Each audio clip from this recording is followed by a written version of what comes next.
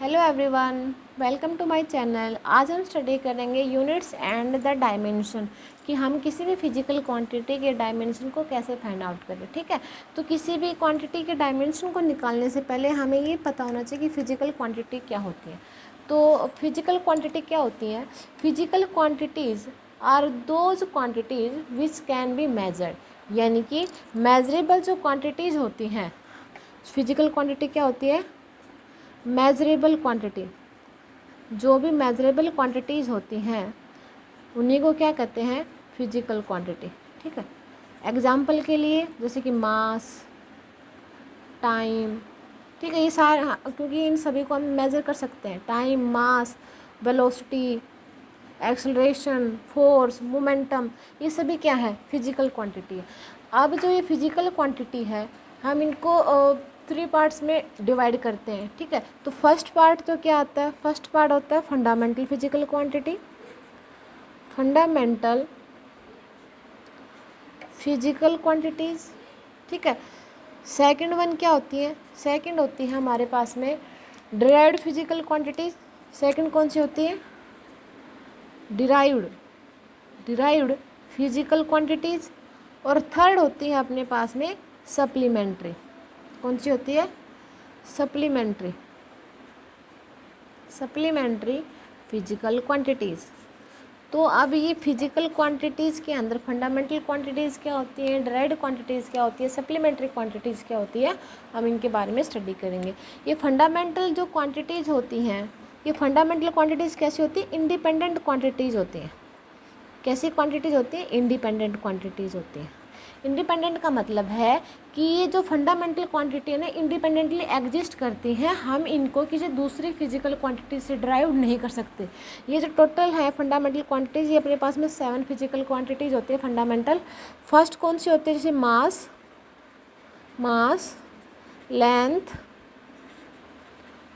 Length.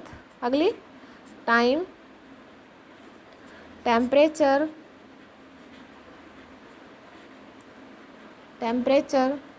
Electric current,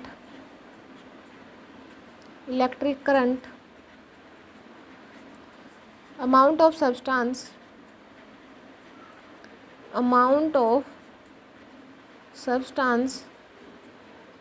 और last luminous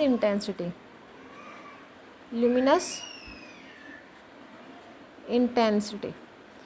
तो ये जो 7 अपने पास फिजिकल क्वांटिटीज़ हैं, ये फंडामेंटल क्वांटिटीज़ होती है, इंडिपेंडेंट एग्जिस्ट करती है। इन क्वांटिटीज़ को हम दूसरी क्वांटिटीज़ के हेल्प से ड्राइव नहीं कर सकते। ऑन द अदर हैंड जो ड्राइव्ड क्वांटिटी है, हम इनको किन से ड्राइव करते हैं? ड्राइव्ड क्वांटिटी को हम ड्राइव करते हैं किन से? With the help of the fundamental quantity, with the help of fundamental physical quantities. यानी कि ये जो 7 फंडामेंटल क्वांटिटीज़ हैं, इन्हीं से हम क्या करते हैं? इन क्वांटिटी को ड्राइव करते हैं। इसलिए हम इनको क्या नाम देते हैं? Derived quantity.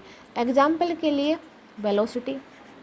अब आप ये बताओ, वेलोसिटी एक डिराइव्ड फिजिकल क्वांटिटीज़ कैसे है? अच्छा, सबसे पहले हमें इसका फॉर्मूला पता होना चाहिए। वेलोसिटी क्या होती है? वेलोसिटी होती है हमारे पास में डिस्प्लेसमेंट अपॉन टाइम। होता है डिस्प्लेसमेंट अपॉन टाइम। और हमें ये भी पता है कि जो डिस्प्लेसमेंट होता है वो हमारे पास लेंथ को तो मेजर करता है, क्योंकि उसकी यूनिट क्या होती है? मीटर होती है। और जो लेंथ होती है वो भी मीटर में होती है। तो यहाँ पे अपने पास कौन सी आ गई? फंडामेंटल क्वांटिटी, लेंथ आ गई।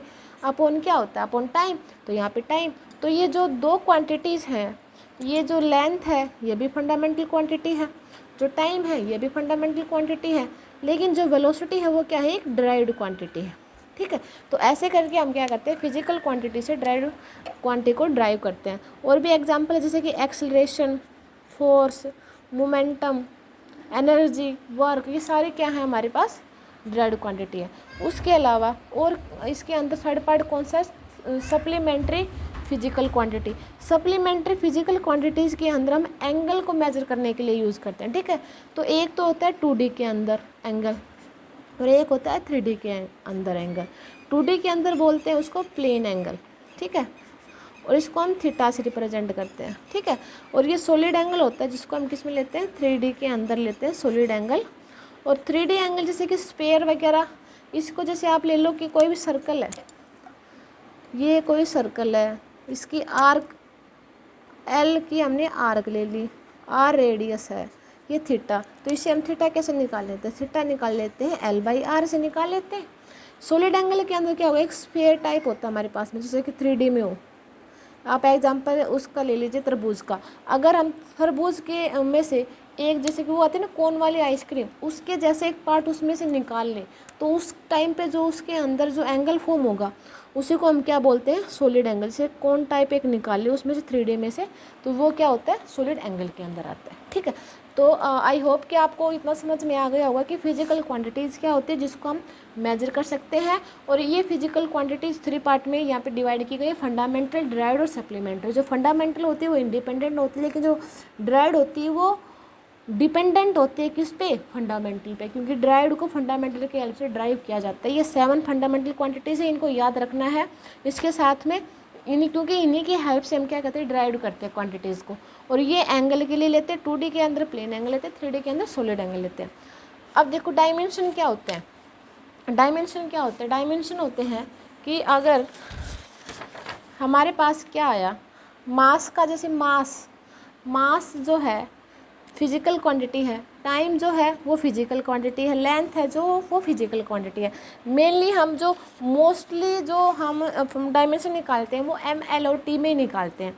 तो यहाँ पे क्या है, डायमेंशन क्या होता है, डायमेंशन होता है कि जो फिजिकल फंडामेंटल फिजिकल क्वांटिटीज़ हैं, डायमेंशन क्या होते हैं कि जो फंडामेंटल फिजिकल क्वांटिटीज़ है उनकी पावर को रेज करके लिखना होता है। यानी कि जो फंडामेंटल क्वांटिटीज है ML T या फिर करंट, ठीक है, ये जो है इनकी पावर को रेज करके लिखना ही क्या है, डायमेंशन का लिखना होता है।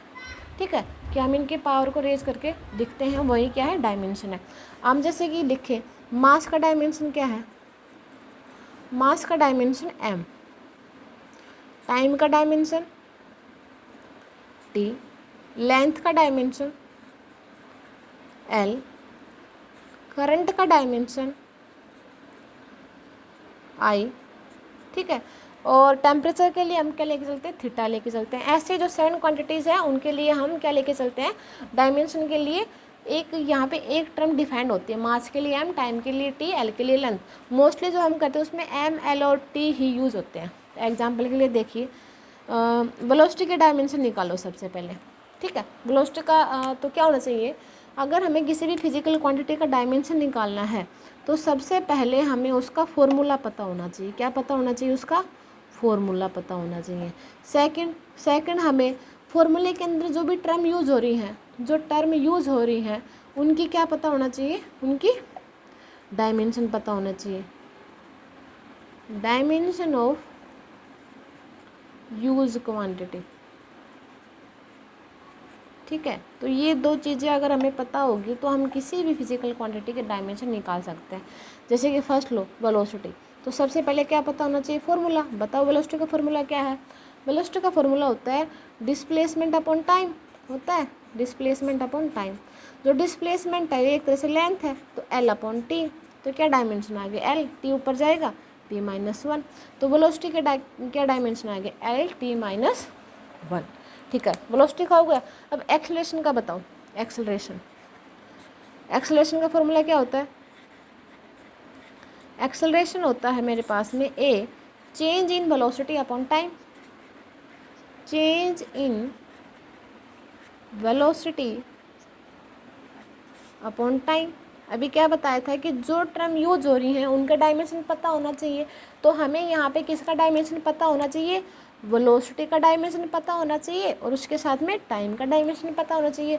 वेलोसिटी का डायमेंशन हमने अभी किया है L T-1 अपॉन टाइम का T है ही, तो एक्सेलरेशन का डायमेंशन मेरे पास कितना आ गया, L, T ऊपर जाएगा T-2, तो एक्सेलरेशन का डायमेंशन हो गया L T-2, हो गया। ठीक है, अब देखो एक्सेलरेशन का हो गया। अब आगे देखो और बताओ किसका निकालें, फोर्स का निकालें। फोर्स का देखो, फोर्स का डायमेंशन के लिए सबसे पहले क्या पता होना चाहिए, बताओ फॉर्मूला। फोर्स का फॉर्मूला क्या है बताओ, मास इनटू एक्सेलरेशन है, ये फॉर्मूला पता है सभी को। अब बताओ हमें क्या पता होना चाहिए, एक्सेलरेशन के डायमेंशन और मास के डायमेंशन। मास की क्या डायमेंशन है, M है, कैपिटल M है, एक्सेलरेशन का हमने अभी अभी किया है, कितना एक्सेलरेशन के डायमेंशन, एक्सेलरेशन का डायमेंशन हमने अभी क्या है एल टी माइनस टू। तो फोर्स के क्या डायमेंशन आ गए M L T minus two या m1 l1 t minus to, इन दोनों का सेम मीनिंग है। तो फोर्स के डायमेंशन ये आ गए। अब जैसे वर्क के निकाले, वर्क के डायमेंशन बताओ, तो वही सबसे पहले वर्क के लिए क्या पता होना चाहिए, फॉर्मूला। वर्क का फॉर्मूला क्या है कि अगर हमने किसी भी ऑब्जेक्ट पे कुछ फोर्स F लगाया तो वो उस ऑब्जेक्ट को कितनी डिस्प्लेसमेंट के लिए डिस्प्लेस कर देता है, यानी कि फोर्स कितनी डिस्प्लेसमेंट के लिए गया, ठीक है, force into displacement.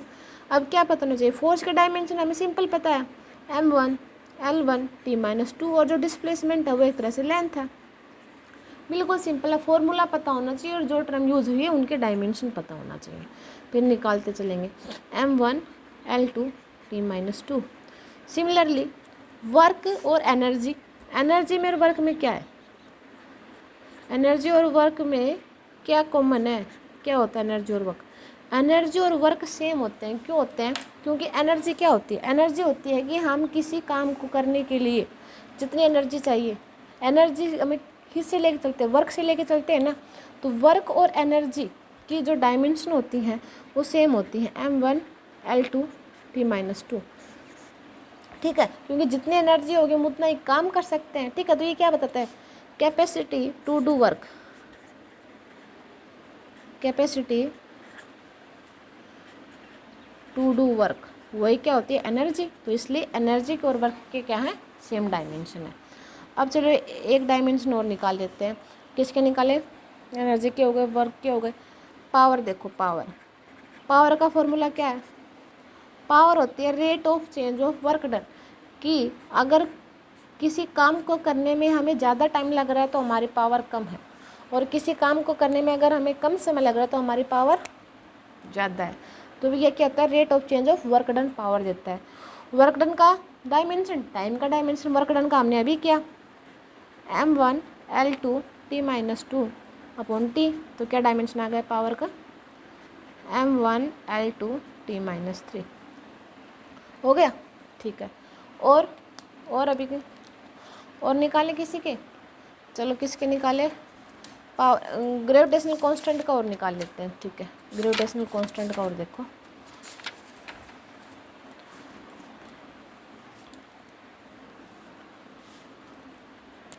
Gravitational constant. अब ये ग्रेविटेशनल कांस्टेंट क्या होता है, ग्रेविटेशनल फोर्स के बारे में सुना है, gravitational force F is equal to gravitational force कितना होता है, F इज इक्वल टू होता है F is equal to G mass of one body mass of other body और उनके बीच का सेपरेशन, ये क्या होता है ग्रेविटेशनल फोर्स होता है। हमें निकालना है जी के डायमेंशन, तो इनको एडजस्ट करो, जी कैसे निकलेगा F r square upon m1 m2। तो जी के डायमेंशन निकालने से पहले हमें किसके डायमेंशन पता होना चाहिए, फोर्स के, रेडियस के, मतलब उनके बीच के सेपरेशन का और मास का पता होना चाहिए, ठीक है। फोर्स का डायमेंशन क्या है, हमने अभी अभी निकाला फोर्स का डायमेंशन, फोर्स का डायमेंशन कितना था m1 l1 t minus two, m1 l1 t minus two into R का वही l स्क्वेयर अपॉन मास का m स्क्वेयर, इनको सेट करो, ऊपर जाएगा m 1 माइनस टू ऊपर गया, l 1 plus two t minus to, m minus one l 3 t minus two. तो ये किसके कांस्टेंट हो गए, ग्रेविटेशनल कांस्टेंट के, क्या है ये, ग्रेविटेशनल कांस्टेंट।